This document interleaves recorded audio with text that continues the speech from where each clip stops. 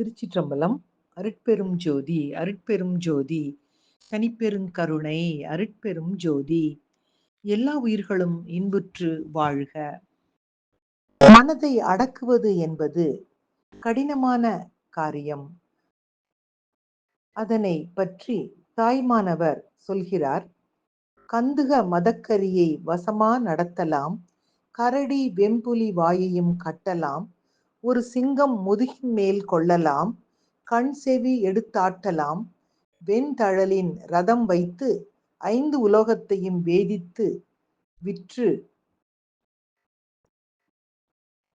உண்ணலாம், வேறு ஒருவர் காணாமல் உலகத்து உலா வரலாம், விண்ணவரை ஏவல் கொள்ளலாம், சந்ததமும் இளமையோடு இருக்கலாம், மற்றும் ஒரு சரீரத்தினுள் புகுதலாம்,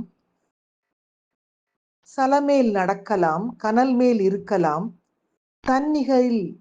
தன்னிகரில் சித்தி பெறலாம், சிந்தையை அடக்கியே சும்மா இருக்கின்ற திறம் அரிது, சத்தாகி என் சித்தமிசை குடிகொண்ட தேஜோ மயானந்தமே.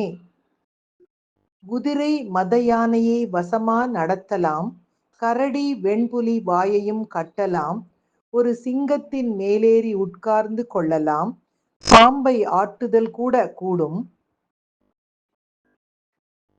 நெருப்பில் பாதரசம் இட்டு 5 உலோகங்களையும் பொன்னாக்கி விற்று உண்ணலாம், வேறு யாரும் காணாமல் உலகத்திலே உலா வரலாம், தேவர்களை வேலை வாங்கலாம், சதா காலமும் இளமையோடு இருக்கலாம், வேறொரு உடலில் புகுந்து கொள்ளலாம், நீரின் மேல் நடக்கலாம், நெருப்பின் மேல் தங்கி இருக்கலாம், தமக்கும் மேலான பிற சித்திகளை பெறலாம். ஆனால் மிக கடினம் யாதெனில் மனதை அடக்கி சும்மா இருக்கின்ற திறம் அரிது, உண்மையாகி என் மனதிற் குடிகொண்டிருக்கின்ற அறிவான தெய்வமே, தேஜோ மயானந்தமே என்கிறார் தாய்மானவர்.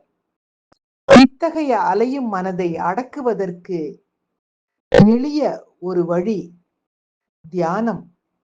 தியான பயிற்சி செய்ய செய்ய மெல்லிய மன அலை சூழல்களுக்கு மனம் பழகி அத்தகைய நிலைகளில் நிலைப்பது எளிதாகும்.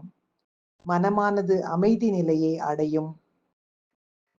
அப்படி இருக்கும்போது எந்த வேலை செய்தாலும் இத்தகைய மன ஓர்மை நமக்கு இயல்பாய் கிட்டும் என்ற இந்த அருமையான பதிவினை, மனம் குறித்த பதிவினை இன்றைய சிந்தனையாக்கி, கைவாய் கதிர்வேல் முருகன் கடல் பெற்று உய்வாய் மனனே, ஒழிவாய் ஒழிவாய் மெய்வாய் விழி நாசியொடும் செவியாம், ஐவாய் வழி செல்லும் அவாவினையே என்ற கந்தர் அனுபூதி பாடலையும் சொல்லி முன்வைத்து, எல்லோரும் இன்புற்றிருக்க நினைப்பதுவே அல்லாமல் வேறொன்றும் அறியேன் பராபரமே என்ற தாய்மான சுவாமிகளின் வார்த்தைகளையும் இங்கு பதிவு செய்து மகிழ்வோடு காலை வணக்கம் சொல்வது உங்கள் அழகம்மை சுவாமிநாதன்.